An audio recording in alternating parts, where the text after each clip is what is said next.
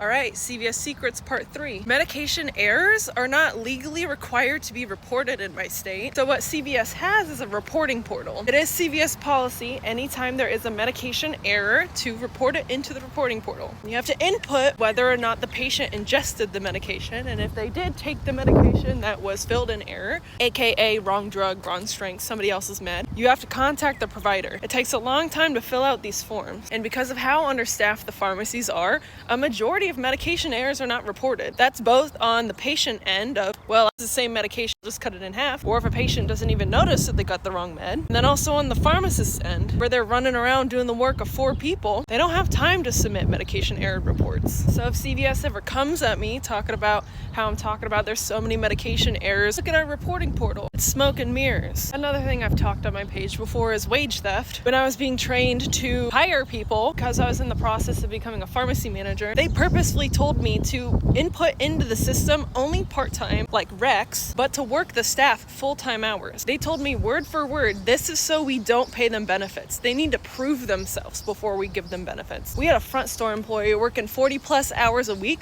for over a year. I pulled her aside and I was like, you're not receiving any benefits. You need health insurance. Did you know that this is illegal? People don't know when they're being taken advantage of. Sometimes they do, but a lot of times they don't. They don't know their rights, and they don't know when those rights are being violated. Hiring people part-time to avoid paying them benefits and then working them full-time hours? What kind of company does that? It's just literally evil. The pay is already too low. The cost of living is already too high. What little benefits you do receive, you're not even getting? What? You can go into any Reddit forum about CVS and look into any of this. It's not just not giving your employees what you owe them. It's meal break violations, working off the clock, overtime violations. Ask any pharmacist that works for CVS if they leave on time. They'll tell you they almost never leave on time, and a lot of them come in early. They're salaried employees, meaning they don't get lunches, but they're also hourly. So if you don't work the hours that you're supposed to, pay up. I got overpaid 16 hours over a month because the person doing payroll messed it up. And guess what? I had to come in extra for weeks until I paid back those hours that were due. Doesn't go the other way though. I don't know any technicians that take their 15-minute breaks. Maybe their 30-minute breaks. I don't see any technicians taking the 2:15s that are paid because CVS puts the responsibility on the workers to uphold their pharmacies that are purposefully understaffed, and they gaslight their employees into thinking that they're not doing enough.